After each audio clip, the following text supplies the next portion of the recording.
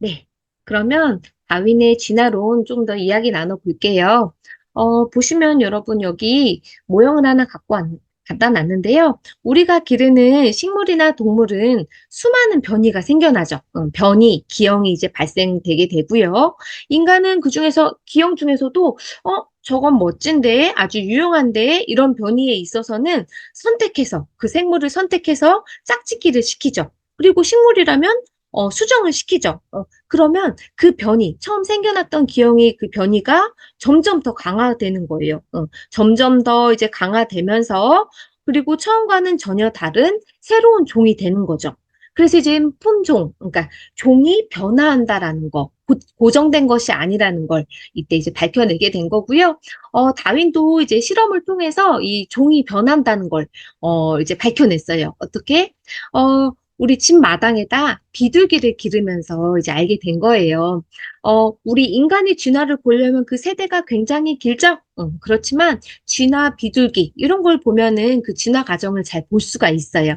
그렇기 때문에 관찰을 했는데 예를 들어 볼게요. 한 쌍의 비둘기를 가지고 왔어요. 걔네는 흰 색깔 무늬 없는 비둘기였어요. 그런데 이제 알을 낳고 이제 부화되고 이제 보니까는 흰색이 그냥 무늬 없는 비둘기가 많이 태어나겠죠. 근데 그 무리 중에서 기형, 변이가 발생된 애가 있을 거예요. 꼬리 깃이 더 길고 그리고 푸른빛이 도는 그런 비둘기가 태어났다고 해요. 그러면 또 어때요? 그 무리 중에서 오 멋진데 하면서 또 교배가 일어나고 그러면서 그 또 후손들은 또 그러한 특징들이 더 나타나게 될 거예요. 그쵸? 그래서 이제 꽁지 길고 파란색의 비둘기가 늘어나다가 그리고 그 사이에 또 교배가 일어나니까 어때요? 그 사이에도 이제 변이가 일어나겠죠. 그래서 이제는 푸른빛뿐만 아니라 초록빛이 감도는 그런 비둘기가 나타나고 그래서 처음에 가지고 왔던 무늬 없는 흰 쌍의 비둘기와 전혀 다른 새로운 종이 이제 나타나는 걸 보게 된 거죠. 그래서 이제 확신을 하게 되었고요. 그러면 물으실 수 있어요. 그러면 인간이 특성을 조절하고는 교배, 그리고 품종 개량과는 무슨 차이가 있나요? 진화가 무슨 차이가 있나요? 물어본다면 진화는 여러분 우연히 일어난 거예요. 이렇게 인간에 의해서 이렇게 선택돼서 그런 것 아니고요. 그래서 알 수 없는 이유로 유전자에 이제 돌연 변이가 나타나고 그 특성 덕분에 그 무리에서 이제 생존 경쟁에 아주 유리한 자리를 차지하게 된다면 그 개체들이 교배에 성공하고 그리고 후대에 본인의 독특한 특성을 물려주고 이 과정들이 여러분 이게 뭐 몇 년, 3년, 5년, 6년이 아니라 수만 년간 서서히 일어나는 과정을 바로 진화라고 하는 거예요, 여러분. 그래서 인위적으로 이렇게 종이 변하는 것과는 좀 다르다라고 말할 수가 있겠어요. 말했죠? 오랜 시간, 그리고 천천히 변화한다. 이렇게 이해하시면 되겠고요. 다윈은 친구한테 이렇게 편지를 썼어요. 모든 생물이 어느 날 갑자기 생겨났다고는 상상할 수 없다. 집에서 기르는 동식물이 놀랍도록 다양한 것은 인간이 계속해서 선택하고 교배시켜준 덕분이다. 이것이 숨겨진 비밀이다. 자연은 계속해서 변이를 일으켜주고 인간은 그것을 자기에게 유용한 방향으로 계속 쌓아간다. 이런 의미에서 인간은 자신에게 유익한 품종을 만들어내고 있다고 할 수 있다. 그렇죠. 그래서 이제 생물은 창조된 게 아니라 진화된 거라는 진화론을 창조하게 된 거예요. 다음, 그럼 진화론의 핵심 원리를 좀 살펴볼까요? 여기 보시면 진화론은 생물은 환경에 맞게 변화한다는 학설이에요. 그래서 이 두 가지 핵심 원리가 있거든요. 바로 생존 경쟁과 자연 선택. 그래서 다윈은 여러분 이런 의문을 가졌어요. 도대체 어떤 생물은 멸종했고 또 어떤 생물들은 살아남아 현재 우리와 함께 살고 있는 거지? 그 비밀을 알고 싶어. 그러면서 이제 그 당시에도 여러 이론들이 많겠죠? 그런 걸 바탕으로 이런 생각을 한 거예요. 풍성한 대자연은 우리에게 넘치도록 많은 생명체를 준다고 생각했고, 그중 대다수는 죽지만 또 다수는 살아남잖아요. 그래서 만일 생물이 새끼를 많이 놓을 수 없었더라도, 어, 이 지구의 모든 생명체는 옛날에 다 죽었을 거예요. 그쵸, 여러분. 생명을 안 낳으면. 그쵸. 그런데 이제 변화와 환경에 적응하지 못한 개체는 도태되어 버렸고, 적응한 개체들은 이렇게 살아남는 걸 본 거죠. 그러면서 이제 살아남은 생명체가 곧 생존에 가장 적합한 특성을 가진 것들이다라는 결론에 도달하게 된 거예요. 그때 이제 이 핵심 원리 두 가지가 중요하게 작용했던 거고요. 다음에 이제 생존 경쟁으로 가볼게요. 핵심 원리 첫 번째가 생존 경쟁, 또 다른 말로 적자 생존 많이 들어보셨죠? 그래서 다윈은 이런 확신이 있었어요. 모든 동식물은 기하급수적으로 증가하는 경향이 있고, 그리고 생존할 수 있는 장소라면 어디든 그곳을 급속하게 가득 메울 수 있는 그런 번식력이 있다고 보았어요. 그래서 기하급수적 증가 경향은 생애의 어느 시기에 가서는 이게 파괴되고 제한당하고 만다라고 생각했거든요. 그런데 뭐에 의해서 이렇게 제한당하고 파괴당할까요? 바로 자연인 거예요. 어떻게? 기후, 우리 공룡들이 뭐 멸종된 게 뭐 화산이라는 얘기, 그리고 날씨가 너무 추워져서 그렇다는 이런 기후재앙 설들이 있잖아요. 그렇거나 아니면은 그 위에 포식자들이 너무 많거나, 그래서 이런 것들로 인해서 그 종의 평균적인 숫자가 이제 결정된다라고 믿었던 거예요. 그래서 이 동물들이라든지 이런 것들을 살기 위해선 그 무리들이 이제 생존 경쟁을 한다라는 걸 알게 됐고요. 그래서 과잉 생산된 자손들은 생존 경쟁을 함으로써 환경에 적응된 개체만이 살아남는다는 학설, 이걸 말하고요. 보시면은 여기 뭐예요? 예를 들어볼게요. 쉬운 예를 들어보면 여기 기린이 있죠. 여기 기린이 있어요. 아까 말한 대로 얘네들 개체 수가 계속 늘어났는데 이제 기후 재앙이 닥친 거예요. 어떻게? 가뭄이 많이 들었다고 그래요. 가뭄이 들어서 이제 먹을 것이 부족해요. 이 초식 동물들은 이제 나무들 이런 것들을 나뭇잎을 많이 뜯어 먹겠죠? 그런데 여기 기린 무리들이 있는데 누구는 목이 길고 누구는 목이 짧고 좀 그러네요. 그쵸? 그런데 낮은 것들은 얘네들이 이제 먹고 나면은 이제 높이 있는 걸 먹어야 되는데 어때요? 목이 안 닿죠. 그러다 보면은 나중에 이렇게 목이 짧았던 기린들은 모두 죽고 말고 늦게까지 이제 목이 기른 기린들은 새우까지도 먹을 것들이 좀 많네요. 그래서 살아남게 되죠. 그럼 얘가 살아남아서 또 다른 음, 또 다른 이젠 살아남은 목이 긴 기린과 함께 새끼를 낳고 그 특성을 넘겨줄 수가 있는 거죠. 이게 바로 생존 경쟁이라는 거예요. 음, 이해하셨죠, 여러분? 여기 날다람쥐도 그런 류라고 할 수가 있겠어요. 이 날다람쥐는 다람쥐과잖아요. 그런데 이제는 그 중에서 무리에서 이제 변이가 발생한 거죠. 어떻게? 이제 겨드랑이 쪽으로 다람쥐 중에서도 이제 피부막이 발달된 애가 있었는데 얘가 늦게까지 살아남은 거죠. 그래서 이 나무, 저 나무 이제 천적들을 피해서 날아다니면서 자기 특성을 물려주면서 지금까지 살았다라고 볼 수가 있겠고요. 이런 건 동물뿐만 아니라 식물들도 그래요. 식물들도 자손을 남기기 위해서는 어때요?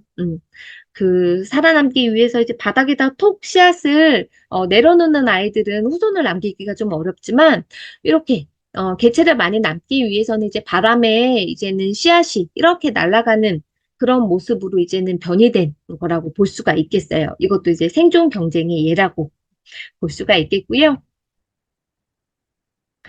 그럼 자연 선택 볼까요?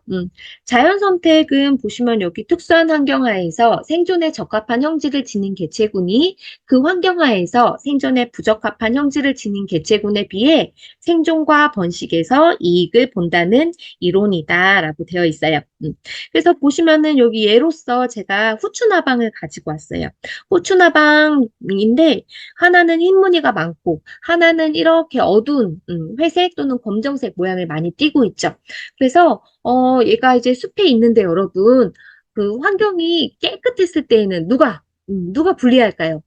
음, 아주 공기도 맑고 깨끗한 상태라면 여기 검정 색깔 후추나방이 더 위험할 거예요. 왜냐? 거미 눈에 이렇게 더 잘 띌 수 있겠죠.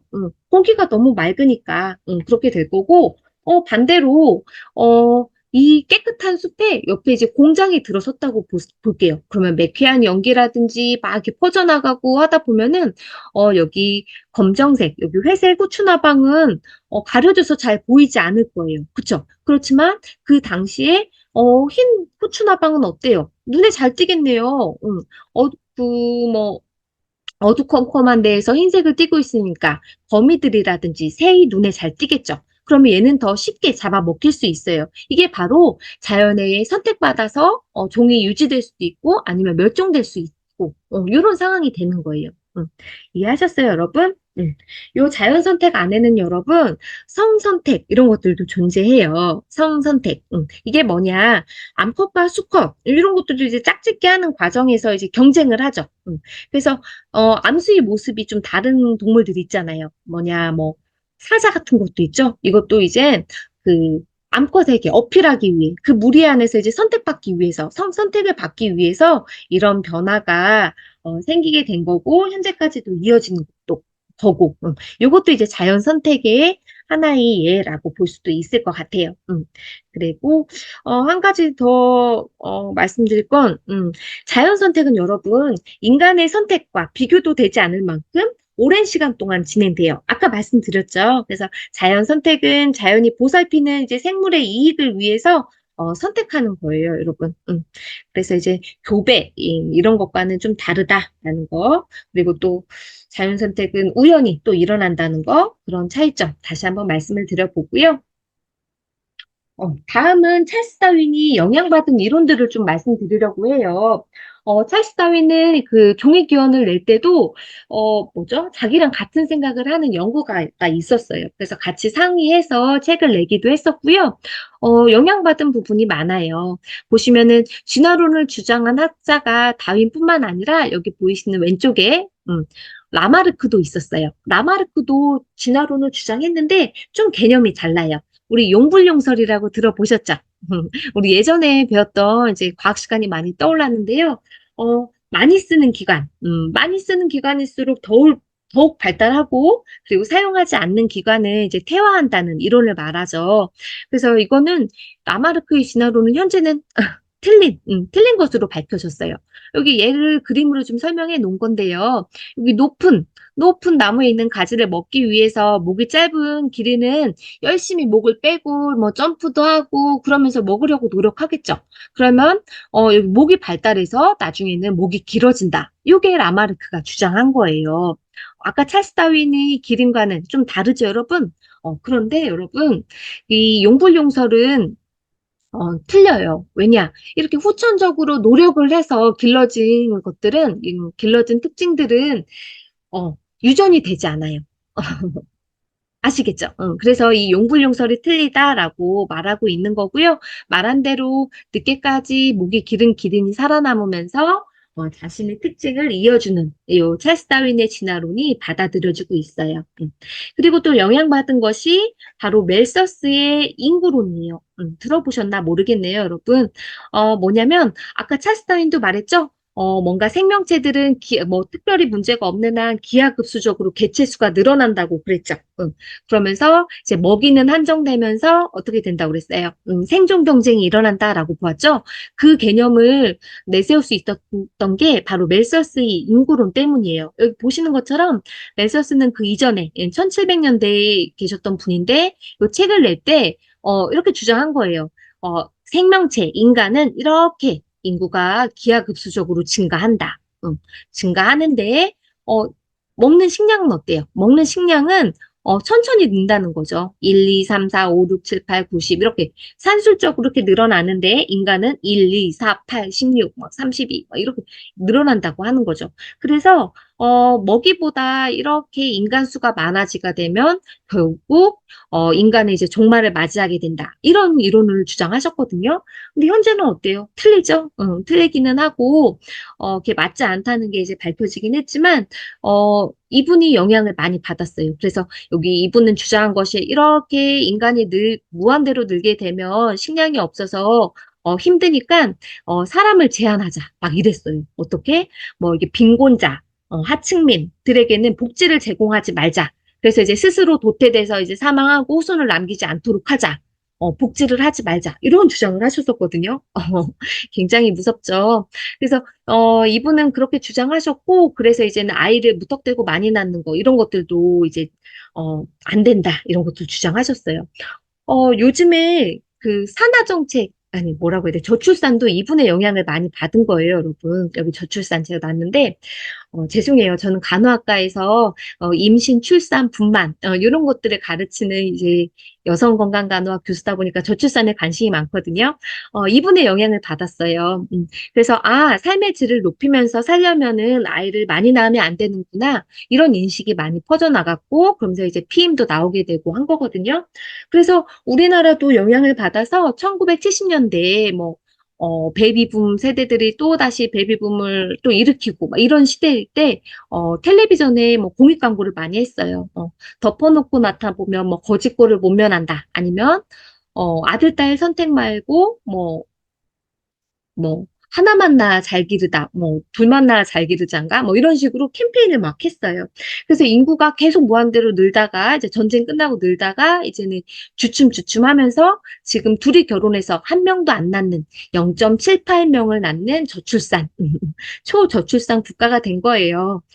그래서 그 영향이 참 오래 가는 거고요. 여러분들 저출산에 대해서 이제 어른들이 많이 걱정하면서 말씀하시죠. 요즘 젊은 사람들은 이기적이라서 아이를 안 낳아. 저는 그렇게 믿지는 않거든요. 왜냐, 그런 분들도 있을 수 있는데, 요즘은 남에게 피해 주는 거 싫어하잖아요. 그래서 이타적인 사람이라서 아이를 안 낳으려는 게 아닌가 이런 생각해요. 저렇게 잘해주고 경제적으로 풍족하게 못해줄 바에는 낳지 않겠다. 이런 생각이 있어서 안 낳는 분들도 있겠다 생각하는데요. 어, 스스로 이제는 본인의 유전자를 본인에서 이제 끝낸다. 이렇게 스스로 자연 도태를 선택하지 마시고요, 여러분. 다양한 경험을 해보세요. 이제 딩크족 또는 뭐 비혼주의자로 딱 틀을 고정시키지 마시고요. 그, 다양한 경험을 하고 또 어느 영혼의 단짝을 만나면 또 아이를 낳을 수도 있고 그런 거잖아요. 그러니까 열린 마음 자세로 좀 임해 주셨으면 좋겠고요. 이렇게 저출산이 쭉 있다 보면 또 어느 순간은 아이를 또 많이 낳게 돼요. 인류는 계속 양극단을 왔다 갔다 했거든요. 그래서 어느 순간은 지금은 이제 돈이 없어서 아이를 못 낳는다. 하지만 이제는 아이가 부의 상징이 되면서 또 많이 낳는 그런 문화가 또 형성되리라고 믿고 있어요. 어떻게 하다 보니까 이 얘기까지 흘러가게 됐네요. 네, 그러면 다음 창조론과 그리고 진화론의 이제 갑론을박을 볼게요. 이제 성경에서는 거꾸로 이제는 어, 그 지구의 나이가 고작 5천 년 이렇게 된다고 보고 있어요. 왜? 성경에서 이제 최초의 인류가 그렇기 때문에. 그렇지만 이제 과학자들은 최소 이제 수십억 년은 되었다라고 보고 있거든요. 그러면서 이제 의문점들이 이제 발생하게 되는 거예요. 뭐냐? 이 당시 이제 산업혁명이 일어나면서 이제 기계들을 돌리기 위해서 연료가 필요하죠. 그러면서 이제 석탄 이런 것들을 캐기 위해서 땅을 막 팠더니 이런 것들이 많이 발생하게 된 거예요. 뭐예요, 이게? 바로 시조새 화석이죠. 시조새 화석을 보면서 이게 뭐야? 너네 이런 동물 본 적 있어? 이런 새 본 적 있어? 지금은 없잖아. 하나님이 신을 여기 모든 만물을 창조했다면 얘는 왜 없어? 라면서 이제 창조론자들을 공격한 거죠. 그러면 또 창조론자들이 또 이렇게 반박을 해요. 성경 못 봤니? 노아의 방주가 있잖아. 그때 홍수가 일어나면서 이 시조새도 그때 사망한 거야. 그때 이제는 사라진 거야. 라고 주장을 한 거죠. 재밌죠? 그러면서 이제 또 창조론자는 말하죠. 아니야. 자연 선택에서 더 완벽한 날개를 가지는 과정에서 멸종된 거야. 이런 것들을 주장한 거죠. 그러면서 또 창조론자들도 반격을 해요. 눈과 날개 이런 것들을 들면서 눈과 날개를 봐. 얼마나 완벽해. 이런 완벽한 건 전지전능한 하느님만이 하실 수 있는 거야. 라고 주장을 했더니 또 진화론자들은 또 주장하죠. 아니야. 그렇게 또 완벽하지 않고 환경에 적응한 거야 라고 주장을 하는 거죠. 그러면서 눈이 계속 발달하는 건 그 환경에 잡아먹히지 않기 위해 눈이 좋아진 거야.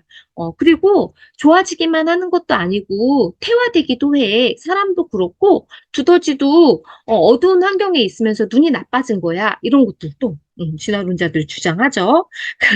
그래서 현재는 지금 진화론이 받아들여지고 있는 상태인 거죠. 그래서 그 당시 워낙 충격적이었기 때문에 이런 갑로들박이 많이 일어났어요. 그러면 이제 창조론자들이 또 공격을 해요. 너무 오래된 믿음이었기 때문에. 침팬치는 오랜 시간이 흐른 후 인간이 되는가? 응. 그러면서 조롱하는 거죠. 다윈은. 어떻게? 이게 그 당시 영국의 신문에서 실렸던 그림이에요, 여러분. 그래서 침팬지 몸에 찰스 다윈의 얼굴을 이렇게 갖다 두면서 찰스 다윈의 할아버지, 조상은 침팬지다. 저렇게. 너무 웃기죠? 그래서 조롱을 또 많이 당했어요. 공격도 많이 받았고. 그리고, 어, 여기 사람의 진화 과정을 이렇게 설명을 할 때 이 사파들을 많이 쓰는데 이건 좀 다른 거거든요. 그 침팬지는 오랜 시간이 흐르면 인간이 되는가? 정답을 말씀드리면 아니죠. 현재의 원숭이는 결코 시간이 흐른다고 사람이 될 수 없어요. 이렇게 선형적으로 진행되는 게 아니에요. 처음에 이게 침팬지였다가 갑자기 이제 다리가 길어지고 머리가 커지면서 이젠 꼿꼿하게 허리를 세우는 인간이 된 게 절대 아니에요. 이렇게 일방향, 직선적으로 이렇게 사람이 진화하는 것이 아니라요. 음, 여기 생명의 나무, 생명의 나무로 이제 표현이 돼요. 어, 왜 인간이 되지 못하냐, 침팬지는. 왜냐하면 이미 오래전에 원숭이와 인간으로 나뭇가지가 갈라지듯이 나뉘었기 때문이에요, 여러분. 근데 다윈도 이런 생각을 많이 해본 거거든요. 이제 자연 선택의 개념을 완성한 다음에 다윈은 다음 고민으로 이제 생물이 어떠한 방향으로 진화하지? 이걸 미리 고민한 거예요. 그 해답이 바로 생명의 나무였어요, 여러분. 음, 대단하죠? 생명의 나무로 이제 표현되는 건 이렇게 나뭇가지가 갈라지듯이 원숭이와 사람의 그 조상이 같은 곳에서 이제 갈라져 나갔다는 거예요. 조상은 같았었지만 그 다음에 이제 분지가 나뉘면서 침팬지는 침팬지로 그리고 사람은 사람으로 이어져 나간다라고 주장을 했었던 거예요. 그래서 이거는 이 찰스 다윈이 직접 그린 것들이고 종이 기원에 이 오른쪽 그림은 실리기도 했어요. 그래서 여기 쭉 이어져 있는 거 보이시죠? 이렇게 쭉 여기 뿌리에서부터 나뭇가지 모양으로 이렇게 뻗어나가서 지금 여기 나뭇가지 끝부분에 있는 것이 지금 인류에 머물고 있는 생명체들을 말하는 거고요. 여기 보시다 보면 여기 끝까지 닿지 않고 사라진 애들이 있어요. 나뭇가지가 여기서 끊기죠. 여기서 끊기고 여기서 끊기고 얘네들은 다 멸종된 애들인 거예요. 그래서 11하나의 종에서부터 시작해서 이게 쭉 뻗어서 이제 오랜 시간 동안 이제 분지가 갈라지면서 15종이 되는 이 그림을 바탕으로 아니야, 절대 침팬지는 시간이 된다고 사람이 되지 않아 라고 주장을 했었던 거예요. 다음 이제 생명의 나무, 현대판이라고 보시면 되겠어요. 보시면 아까 진화는 이렇게 일직선으로 가지 않아요 라고 말씀을 드렸죠. 그래서 진화는 한쪽 방향이라고 말할 수가 없어요. 방향성을 가지고 있지 않고 이렇게 나뭇가지 또는 이제는 거미줄이 뻗어나가는 것처럼 방사형으로 이루어졌다라고 보시면 돼요. 그래서 여기 현재 지구에서 살아가는 생명체들의 위치가 여기 나뭇가지 끝이라고 보시면 돼요. 다 아시는 거죠, 여러분? 고사리 나무, 잠자리 인간, 뭐 코끼리, 말 이런 것도 익숙한 것들이고 가지가 현재까지 지금 이어져 오지 못하는 것들은 쇠퇴한 것들. 그리고 이 뿌리가 바로 우리 근원이라고 볼 수가 있겠어요. 이 생명체들의 근원은 하나의 뿌리에서 이제 나온 거라는 그 그림이에요. 음. 그래서 여러분 이거 하나 보시면 어때요? 잠자리나 사람이나 말이나 뭐 개구리나 결국 하나의 뿌리를 거슬러 올라가면 하나의 생명체에서 시작했다는 걸 알 수가 있죠. 그래서 이제는 신이 피조물인 사람이 이제 대단한 게 아니라 그냥 이 대자연의 생명 중에 하나라는 거. 어때요, 여러분? 네, 겸손해지자, 여러분. 결코 계층사다리처럼 인간이 꽤 높은 곳에 위치한 생명체가 아니라 그냥 이 환경에 이렇게 적응해서 살고 있는 하나의 생명체일 뿐입니다. 네. 종의 기원 말미에 이렇게 써 있어요. 처음에 몇몇 또는 하나의 형태로 숨결이 불어넣어진 생명이 여러 가지 힘을 통해 그토록 단순한 시작에서부터 가장 아름답고 경이로우며 한계가 없는 형태로 전개되어 왔고 지금도 전개되고 있다는 생명에 대한 이런 시각에는 장엄함이 깃들어 있다. 네. 너무 좋죠, 여러분. 저도 여러 번 곱씹어 읽고, 원서에서 이 문단이 워낙 유명해가지고, 이렇게 영어로 이렇게 처음 나왔을 때 그 본을, 번역전 원문을 봐도 너무 좋더라고요. 한번 곱씹어서 읽어보시길 바라겠고요.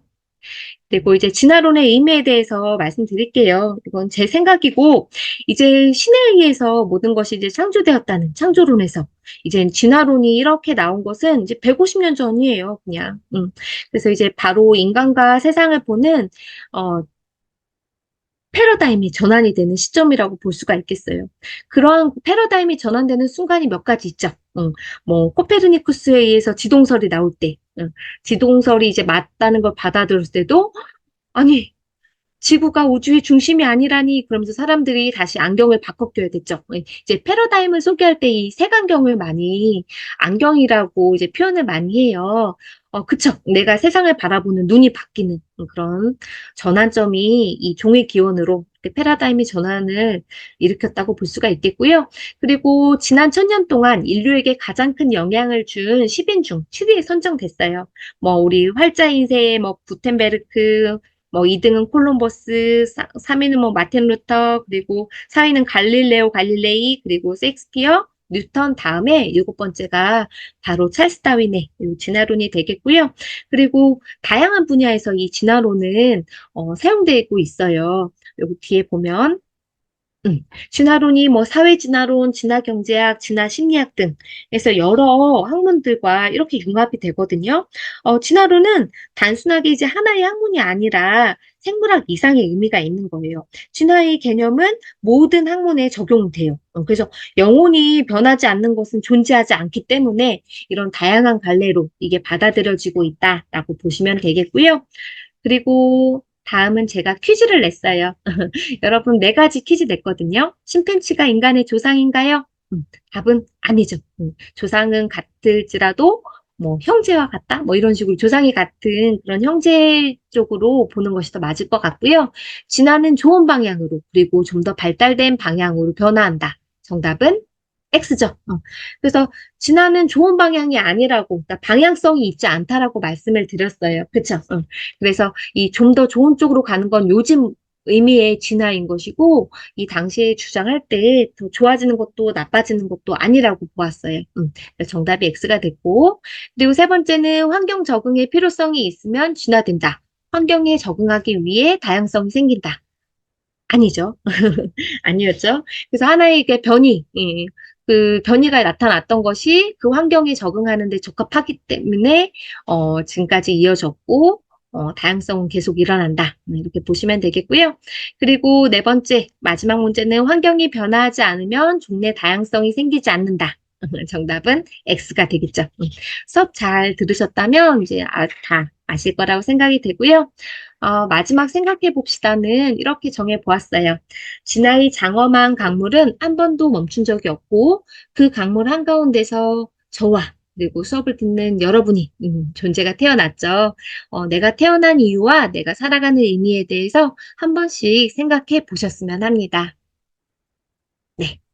어, 100일 고전지의 융합 통찰력 향상을 위한 심화 과정, 뭐 과학 분야, 그중에서도 이제 종이 기원 이상으로 강의를 마치도록 하겠습니다. 수고 많으셨습니다.